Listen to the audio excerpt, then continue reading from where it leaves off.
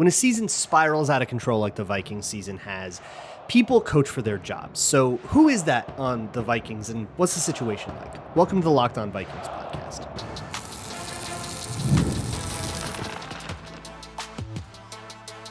You are Locked On Vikings, your daily Minnesota Vikings podcast, part of the Locked On Podcast Network, your team every day. Hey, everybody. Welcome to the Locked On Vikings podcast, where we're always trying to learn something new. It's part of the Locked On Podcast Network, your team every day. And thank you so much for making Locked On Vikings your first listen of the day every single day and helping the Locked On Sports Network become the #1 sports podcasting network. Today's episode is brought to you by FanDuel. Right now, new customers can bet just $5. And if your bet wins, you'll get $300 in bonus bets to use across the app.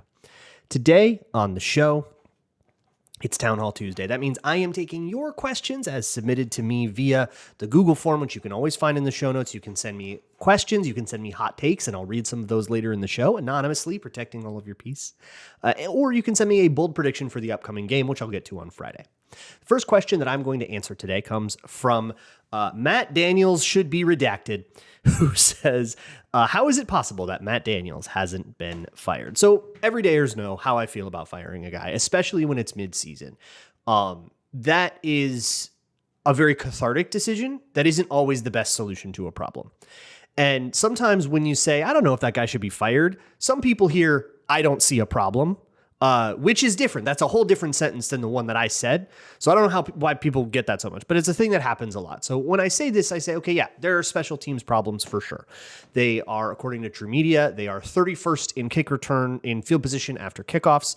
They are 31st in special teams, 29th in special teams penalties accrued. So that's like 4th worst. They have a lot of problems. Now, that said, field position after punts, opposing field position after punts, really, really good. They're great at net punt yards, and the kicker is playing well. So there are units that are playing well, but it's really that doesn't go nearly as far as the mistakes take us back, right? A holding penalty on a kickoff sticks in your mind a lot more than like a pretty good punt, even if those things have similar impacts. So that's one thing, but here is what I will say.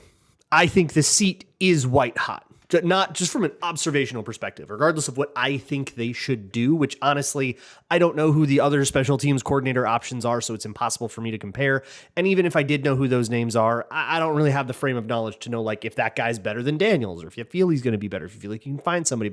I don't know. If they feel like they can find somebody better, then they'll go for that. But I think we can all agree that just from an observational standpoint, the seat is hot. There have been problems on special teams, not only with like Miles Price fumbling. How much do you put on the coach? I'm not quite sure. However, the decision to go with Miles Price as the returner was something of a surprise, and that is the coach. And so therefore you own some degree of every mistake that he makes, but you also own the good returns that he has. And he's been a good returner. Well, that's debatable though, right? A bunch of decent kick returns kind of gets undone when you fumble on one of them. And so is that a good kick returner? But whatever you ask there, Matt Daniels chose that. Matt Daniels also chose who is going to be in on the kickoff and on the punt teams, who is non-negotiable for active and inactive. One of the things, like one of the questions was about the play at the end, the kick return at the end, and what happened. And what happened is young guys overran it. Ty Felton, and I think Ivan Pace to a lesser degree, overran the play. They were, the kick returner was to the left and ended up cutting it back to the right, and nobody was home in the cutback lane because they all pursued too hard. That's discipline. And to me, that is not having your guys coached up, right? Hey, rookie makes rookie mistake, right? Like more at 11. But that's a coaching error. I would say all the holding penalties come from the Vikings on kick returns not being able to block. They get blown up a lot, and when you get blown up, you grab. I don't super blame you, a defensive back, for not knowing not to be grabby on a block. Like Jay Ward doesn't do a lot of blocking, but he is on that unit for you, and he has been consistently all year. So either you just don't have enough guys that can block, which what were you teaching in the kickoff drills, or you're making a bad decision on who is going out there. Either way, there's a lot of bad decisions that Matt Daniels has made on this, specifically the kick return unit, that has caused a lot of issues for the Vikings, and it's not been complimentary football. I think the seat is hot, but I don't think it's unsalvageable because the punt unit has been good. The punt coverage unit has been good. The kickoff coverage unit has been pretty good up till, I mean, they're in a lot of trouble right now because of that last play, but their entire season has been okay. Statistically, they're like middle of the road.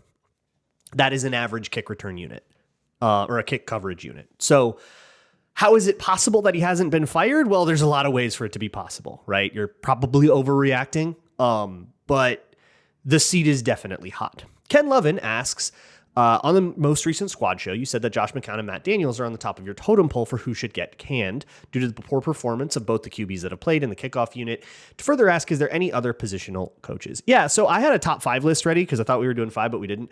So I had Matt Daniels on the top for the aforementioned reasons. And I've also called out Josh McCown a little bit because of McCarthy's development seems to be going backwards. And to me, that's the position coach more than the head coach. It doesn't seem to be making the progress that I want. Now, I'll get more into that in a minute because there is some progress being made that shows me that like he's not a hopeless person, but like a lot of raw quarterbacks have come into the league and done better. Like it wasn't that he was so hopeless coming out. Like we all saw what he could do at Michigan. Like we saw what he could do on a 3rd and 9. You have been with me for that. And if you want to see me do that before I even knew he was a Viking, right? So you can't call me a homer.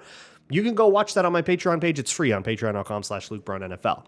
And I think that they should have been able to get more out of these guys. I also think that there are schematic concerns, and I put Wes Phillips on that train for design reasons, right? You are asking your players to do too much. That's not a play selection issue. That's an issue fundamentally with the design, and that's what Wes Phillips does. Wes Phillips makes the menu. Kevin O'Connell picks off of it. That is the system. It's the system that O'Connell was the Wes Phillips in LA, and that's how he got this job. So I put that on the list. I would also put Mike Saravo and Thad Bogardus. They're the inside and outside linebacker coaches, respectively. I would put them on this list for reasons like Ivan Pace not taking a step forward, Dallas Turner not taking more steps forward, right? The Vikings have a pretty big issue with developing young talent. And Kwesi has gotten the lion's share of the blame for that. All of these are read as bad draft picks, but to some degree, some of these guys were raw potential players that were bets on, hey, we know he's bad at that, but he's got so much athleticism, we think we can coach him up, and then failing to coach him up.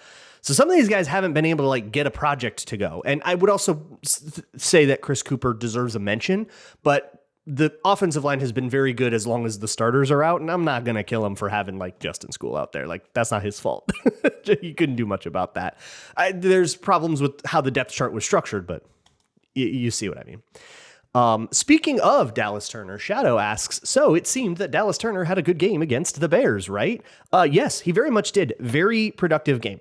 I have seen 7 and 5 pressures, depending, I guess, on what you count. Obviously the sack, he had a tip that could have led to an interception. He had another play in coverage that was really nice. He's done some really nice things. He's done some nice things all year with just moving guys back. But the problem for me with Dallas Turner, and it's just that the Bears couldn't really punish this, is that he's only speed to power. Every single rush is speed to power, and he can blow up a tackle and walk him back really consistently, but he can't finish it, and so it doesn't always turn into production. And so you've seen, some more quiet outings, and so that's why I kind of call out why doesn't that dude know how to do a rip move? Can someone teach it to him? But in this particular case, Benedette, the left tackle for the Bears, was not equipped to handle that speed to power. So that speed to power led to a ton of wins. And you just happened to hit a team with such a problem at the tackle position that that move works. But in future games, it's not going to be nearly as productive. So I still have my concerns there, but credit where it's due. That is a good game. And Dallas Turner shouldn't make any apologies for beating up on a guy you're supposed to beat up on if you fancy yourself as halfway good. Casey the Coolest asks, Dallas Turner seemed to do much better filling in for Grenard than Van Ginkel. What does Flores do differently on what he asks of Grenard and Van Ginkel? So Van Ginkel covers more, and moves around the formation more. Jonathan Grenard is a lot more of a static player. He's a good pass rusher, but a more static player. He's not quite as static as Danielle Hunter was. Danielle Hunter was, you wanted him to go up against the same tackle all day long because he could get in that guy's head. Grenard, you can move him around the formation a little bit. And you can have him do stunts and you can have him do a little bit more stuff.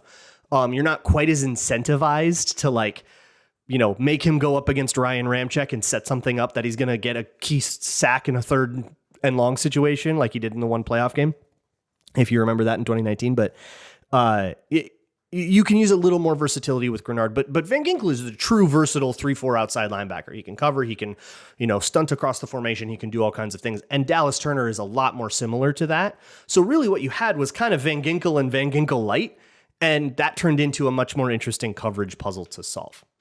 Okay, I have a whole bunch more questions, a lot of McCarthy stuff, a lot of other philosophical stuff, and your hot takes. So I'm going to try to get through as much as I can next on Locked On Vikings.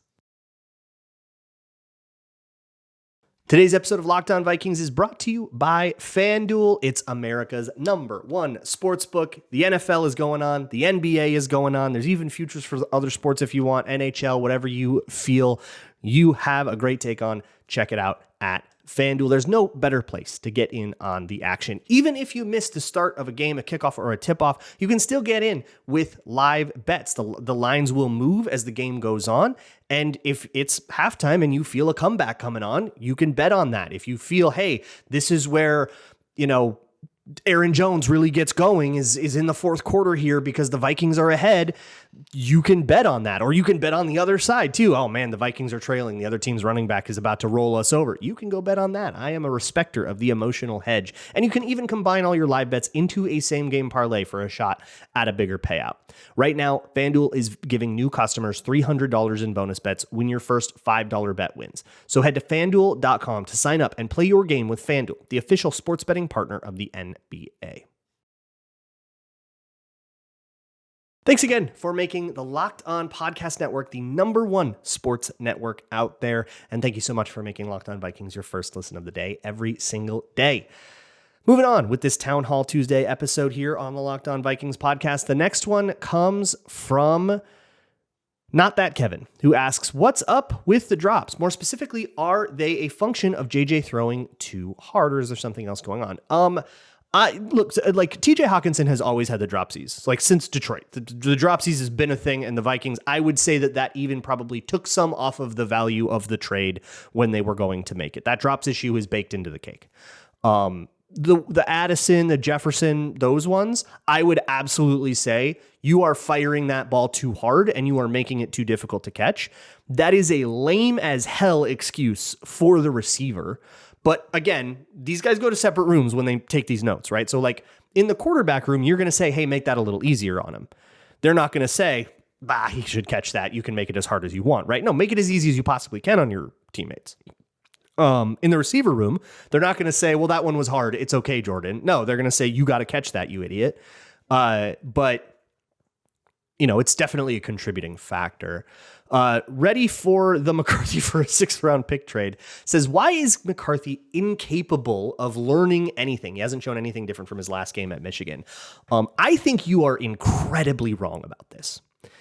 I think that we have seen McCarthy take a lot of strides from other stuff, but here's where I get into my McCown thing. Other problems have cropped up that have superseded those things. But for example, we started this season and McCarthy couldn't run the huddle. We haven't really had a problem with that in a while. We had 8 false starts last week. We had 1 this week. That got better. That leg whip everybody's really keyed in on, that thing was way worse in college. You got to refresh yourself. Go look at college. Every single throw looked like some of the worst ones that you will still see here. And it even was, I would say, better earlier in the season when things were a little bit calmer, or in like the preseason when things were a little bit calmer. And it is backslid and got worse, which again, I kind of say, like, coaches, what are we doing here? How come we aren't managing this situation? But I think the biggest one for me is mental. I think the timing got a lot better in this game.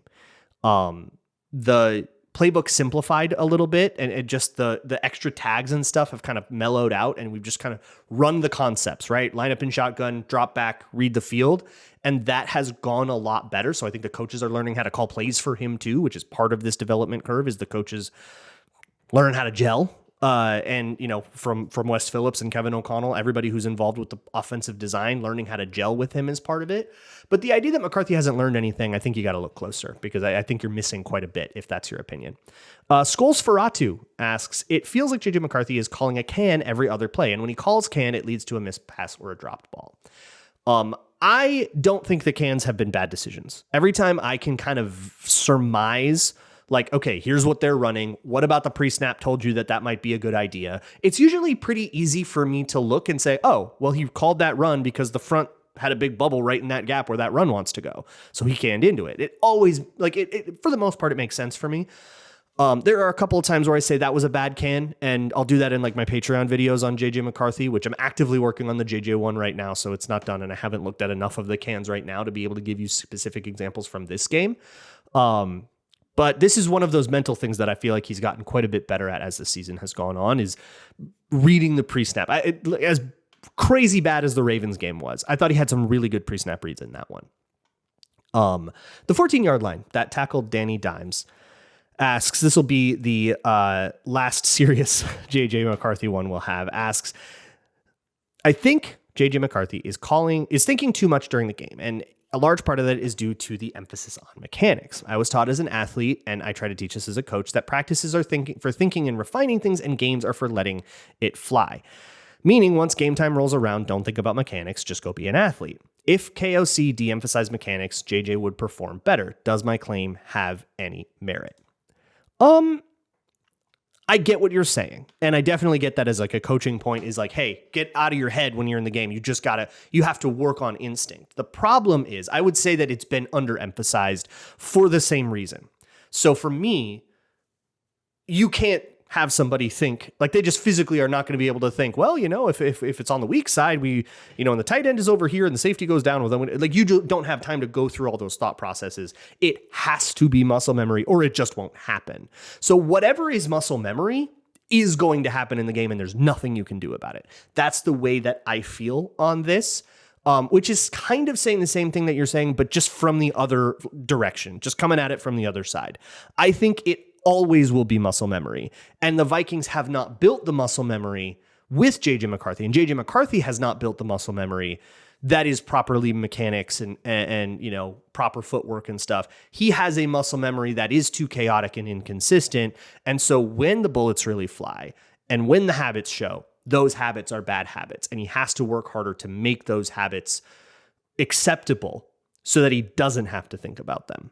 And if he's trying to think about them, then everything's going to fall apart, which has certainly happened at times. But you're kind of choosing between, a frying pan and a fire. You know what I mean? Ben Worse asks, why did the Vikings swing so drastically between dominant and bad performances? Pelivike asks a similar one. When you look backwards, let's say 10 seasons or so, the Vikings alternate between good years and bad years. Is there a fundamental reason for this? And what would you attribute this pattern of inconsistency to? The answers to both of these questions are the same, which is why I took them at the same time. The NFL is a wildly inconsistent business that you cannot predict. Every offseason, the Vikings line, the Vikings win-loss total, is close to identical to whatever their record was last year. This last season was an exception because they won 14 games, but they moved off Darnold. There's obviously a pretty mitigating circumstance there. But basically all of the time, if a team is running it back and they're not making a huge change at QB or coach or something, whatever they did last year is what people are going to predict they do this year. And they're going to act like it's a unique thought too, which is really always funny to me. And it just is never the case. The Panthers have 6 wins. The Bears have 6 wins. They were not supposed to be this good this year. The Falcons were supposed to be much better and compete for the division. They're 3-7. The Chiefs are 5-5 and on the outside looking into the playoff picture. Nobody ever knows everything and everything is inconsistent. This is not unique to the Vikings. It's called watching the NFL. T-Bone asks, do you think McCarthy is fully aware of what 9 is doing out there on the field as it is happening a la Gray Trace in Upgrade, or is it more of a Moon Knight / Severance scenario where JJ loses consciousness? Okay, so I don't think it's a Severance scenario where in Severance, if you're unfamiliar, when the like work alter ego takes over, the regular life person completely loses all memory. The two have no idea. One side has no idea what the other is doing. In Moon Knight, one side knows what the other is doing. The other side is driving, but whoever is not like active is still a passenger and can like backseat drive and chime in with insults and quippy things, and they can argue about stuff. But one person is truly in control. I am unfamiliar with Upgrade or Gray Trace. I don't know what that is, but I think it's probably more of a Moon Knight scenario where 9 is out there, but regular dad JJ is just kind of a passenger and maybe perhaps arguing, wait, whoa, maybe you shouldn't throw that one so hard, but obviously not winning that argument. I have like 12 questions I really wish I could have gotten to. Maybe I'll save some of them for next week or something. You guys asked so many questions, and I'm so grateful for that. But I do want to make sure I get to some of the hot takes. So we'll flash through whatever we can flash through next on Locked On Vikings.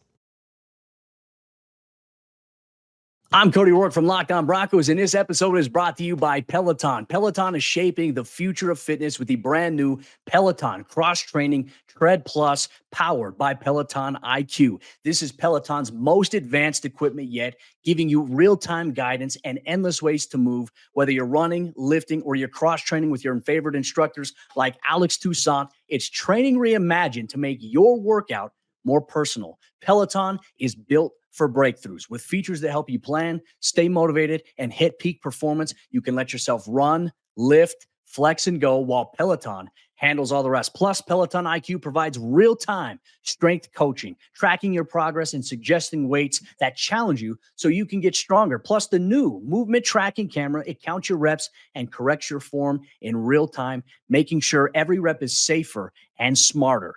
So let yourself run, lift, flex, push, and go. Explore the new Peloton Cross-Training Tread Plus at onepeloton.com. Moving on with the Locked On Vikings podcast. There are some questions I simply must get to. One Score Wins asks, did KOC use Wentz-style training wheels for the offense on McCarthy's final drive? It definitely simplified. And it definitely truncated a lot in that final drive because it was hurry up. It was 2 minute, but I think it did for only 2 minute reasons. Like if you take any offense with any normal quarterback, whatever they're doing in a neutral situation is going to be different than what they do in 2 minute. You can't really use motions. You don't have time for that. You need to quick snap everything. You need to simplify everything. You also need to call the plays on the fly, so the play calls can't be as complicated. You want simple staples. You want to run your day one install stuff. And that's really what the Vikings did. You saw a lot of choice, wide choice. You saw quick outs, blaze outs. You saw some higher difficulty throws, though. What we saw with Wentz in that Browns game, and I think the key difference is that literally every throw was to the flat, except with the exception, I think, of 2. He made, and one was the touchdown, and there was one other like pretty good go ball, but it was either like a fade or a flat. Those were the 2 throws that Carson Wentz made, and it was like a 9-play drive. And it was all a bunch of cheeky ways to get the ball to the flat open and just let Addison cook. So Carson Wentz never had to do anything particularly difficult outside of those 2 throws. I would say McCarthy still had a higher degree of difficulty, even though the offense simplified.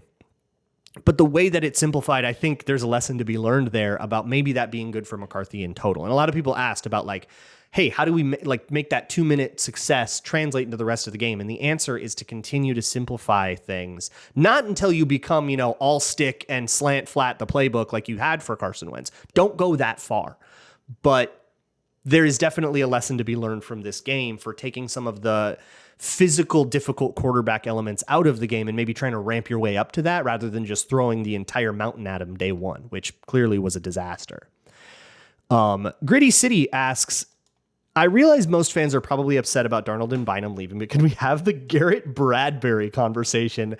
Heck yes. Okay, so I am almost 100% sure that Gritty City, you are not a long-time listener because you don't know the lore about me and Garrett Bradbury, which makes me so happy that somebody organically is trying to hindsight that we shouldn't have let Bradbury go. Look, he was, if you were going to try to upgrade to Ryan Kelly, then you were never going to keep Garrett Bradbury. He was going to want a starting job. But obviously Bradbury's been a healthier center than Ryan Kelly. And maybe you could have made the point they shouldn't have made an additional bet on an injury prone player and just kept the center the way it was. But I still think that Ryan Kelly's a better center than Garrett Bradbury. So I don't have too many regrets there. Okay, moving on to hot takes. The first one comes from Seeding the Muff. Seeding the Muff has spelled this, by the way, SEED. Ing the Muff, which is not what I said in the show yesterday. You got a great kick out of it, but I said seeding CEDE, like to concede the muffed when I was talking about Miles Price letting kicks bounce and essentially conceding the amount of time it would take for you to muff the kick. And you're kind of doing that on purpose to hope you get a bounce. Like that was the devil's bargain they were making. But you know what, Cook, because it was, you got homonymed a little bit is all I'm saying. Anyways, their hot take is if you say Miles Price wouldn't have his explosive runs without the hold penalties, then you'd have to also admit that he would have them with half decent blocking. This is a room temperature take. I don't really know why you think I would disagree with that. Yeah, absolutely. I think Miles Price once he has the ball cleanly has been phenomenal. And the problems with kickoff return, I have primarily blamed the blocking. So yes, absolutely. And I don't think those creases would be there if those players didn't hold. Right? If they won their blocks, of course, creases would be there. Truth Teller says JJ McCarthy is the newest Josh Rosen, except Josh Rosen was probably better. KOC and Kwesi will be forced to draft or sign a QB next year. Otherwise, we'll be looking for a new combo in 2027. Okay, a lot of people said like everyone's going to get fired as though that everybody says that right now. Your take is not hot. But I did want to address the Josh Rosen thing because that comparison is getting made a lot. And anytime a quarterback is doing bad, they're the next Josh Rosen or the next Christian Ponder. Or, name whatever bust is at the forefront of your mind, right? The next Zach Wilson, I hear that a lot. Now, all of these are wildly different kinds of quarterbacks. So I know the comparisons are just not serious. You're just naming the first bust that comes to mind. But with Josh Rosen in that situation, because we're going to have this conversation a lot in the offseason, a very key factor to the way the Cardinals did that, which I don't know if you want to follow in their footsteps, that has not worked out great for them, is that they had the number 1 overall pick, which the Vikings will not have this year. They had the number 1 overall pick, and there was a Kyler Murray coming out that everyone was really excited about that they decided that it was worth it to go for. I think if Steve Keim could take that one back, I think he maybe would. And I don't think Josh Rosen would have worked out, but they might have been able to trade down, get better picks, pick somebody else in 2019, get somebody that maybe wait to the 2020 draft class and end up with Justin Herbert on your team or something like I feel like if they could get a redo, they would take it. But it's really important to note that for a team to move off of their young quarterback as fast as the Cardinals did, they kind of have to have a direct line on something even better. So like, look, if Lamar Jackson decides that he refuses to play for the Ravens because somebody said something mean to him in the locker room, like if some situation unpredictably happens and then they're like, hey, we're going to trade you Lamar Jackson. Okay, yeah, we're getting rid of McCarthy. Who cares? But I don't think you're doing that just to go like pick 113th in the draft. That's not something that teams typically do. Scold Outside says, considering there were 973 days between the NCAA championship game and his Monday Night Football debut, followed by 6 weeks of injury after 2 games, he could be playing worse. Remember, as Vikings fans, things could always be worse. None of these takes are hot. This is room temp. Sleep deprived dad. Okay, this is a hot take of Cope. Who says JJ is probably being a very good dad / husband behind the scenes, meaning we have a kid who is sleep deprived, overwhelmed, and a bit crazy. Vikings would be 500 if he was on a normal sleep schedule. That one's a spicy one because a lot of NFL players have had kids in the middle of the season and they haven't had their entire world fall apart because of it. But as far as Copes we are reaching for, that's the reachiest one I think I've ever heard. And I love it. I love it. This is exactly where I want that take. Not Nick Swardson says JJ McCarthy's bad games don't tell me anything. The only performance that matters is the Lions game. Yes, now that's the Cope we are looking for. The big moment, the big stage, and he dominated. He's young, so judge him by his potential, not his growing pains. I'm not ready to give up on the kid after 5 games. The only performance that matters is the Lions game is why I picked this one. That is phenomenal because all of the performances matter. It's the NFL. You don't get to just only be judged on your good days, right? You're judged on your good days and your bad days. But That's beautiful, beautiful hot take. Procrastinating tech worker says that Flores' defense is being way underrated this year, and he is finally playing the way he wants to. They're keeping the Vikings in all of the games but the two, Falcons and Chargers, which were full team meltdowns, and even with the weird failures. If the offense and special teams were average, we would be 8-2. The defense, I think, has been good and not great. I don't know if that under or overrates them. I don't think people are like too down on the Flores defense, at least not nationally. I might be too down on the Flores defense sometimes, but it also is like there are frustrating elements about it that I'm going to call out, but that doesn't mean I think they're like a bottom half defense or anything like that. They pretty clearly aren't. And then I'll say the last one comes from, I'll do one more. Tanking Season says it's clear the biggest mistake the Vikings made in recent years was winning too many games in 2023. You are allowed to have this take, and this is the place to put it, but I am not forced to respect you for it. That's a quitter's mentality, and I will never respect it, even if it is logically sound. Now the last one that I will take is from Andy, who says letting Darnold go was the right call. Of course, it'd be great if he was lighting it up for the Vikings, but we've seen way too many players light it up for 1 year and fall back to earth to completely wipe away drafting a QB 10th overall. That is probably a hot take, but it's one I think I agree with. I was in the camp that I thought letting Darnold go was kind of an inevitability. I didn't think that they were going to pay him $25 to $30 million and then like maybe not start him, because remember, back in 2024 preseason, before JJ McCarthy tore his meniscus, there was talk that the Vikings were going to play JJ McCarthy. And maybe that was just like them running interference and doing PR because Kevin O'Connell has overhyped JJ McCarthy a lot. So maybe that's what it was, and they were just overhyping him to the local beat reporters. But like, I can't just say like, yeah, that's something that like Ben Gessling was wrong about. Like he's a respected local reporter, and I have a lot more trust for the local beat than I do for the national one. So I really am not comfortable just like washing that aside because it doesn't make sense in hindsight. I really think that they were thinking about that. So if they brought him back for another offseason, Darnold back for another offseason, and by the way, he was coming off of the back-to-back debacles in Detroit and then against the Rams in the playoffs, I would have to think that it's a QB competition with those two guys. And yeah, Darnold's playing phenomenally in Seattle right now. Way better than McCarthy, obviously. And if you think that I'm sitting here and telling you that Darnold and McCarthy are actually the same quality of quarterback right now, then you're not listening to me. That's not what I'm saying. So don't put those words in my mouth. What I am saying is that the situation would have been different. The way the team treats these two guys, they would have probably been on equal footing. And then you would have been paying a guy 3 years, $35 million a year to compete. I think they would have done it. Even if you don't think it would make sense for them to do it, that doesn't stop them from doing stuff. Clearly, they've done a ton of stuff that doesn't make sense this year. So I don't necessarily think that if you brought Sam Darnold back, we would just be enjoying an 8-2 year with, 4 touchdowns a game and it's, this crazy Darnold thing. It probably would have been the same as last year, where you had some games where he just pops off and explodes, and then some games like we just saw in SoFi Stadium where he throws 4 interceptions and you lose a critical divisional matchup. You're going to run that back. And here's the challenge I will say. I get annoyed with the people. Now people are pining for an expensive veteran quarterback. Like, we didn't just go through 7 years of these question docs and these kinds of episodes being absolutely overwhelmed with people asking, why don't the Vikings try to develop a QB on a rookie contract? I have heard it so much, and I know it's not necessarily the same people, but I have heard it so much over the last 7 years.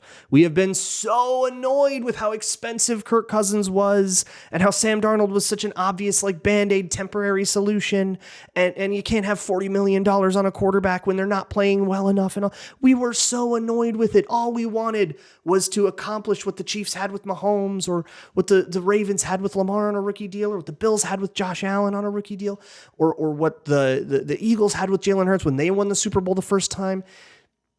All we ever wanted was that. And now we have an opportunity at it. And that guy's not playing well, but how quickly you jump off that bandwagon, how quickly it all dissolves. And you want to ask to go back to what made you 10-7 and dissatisfied before.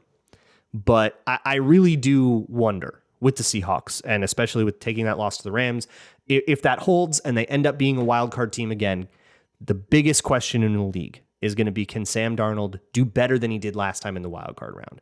If the Seahawks make a run and they're in the NFC Championship game and it's like real, then I think the question changes to why couldn't you do that with him? And why couldn't you identify that could be done with him? But if the Seahawks like quietly exit in the wild card round again, are you really going to be like, I wish that was me? Because I don't think that's what you were saying this time last year. All right. I will see you all tomorrow. We'll talk maybe a little JJ, a little Dallas Turner, whatever I feel like, because this isn't a democracy. Love you. And I will see you all next time. And as always, Skol.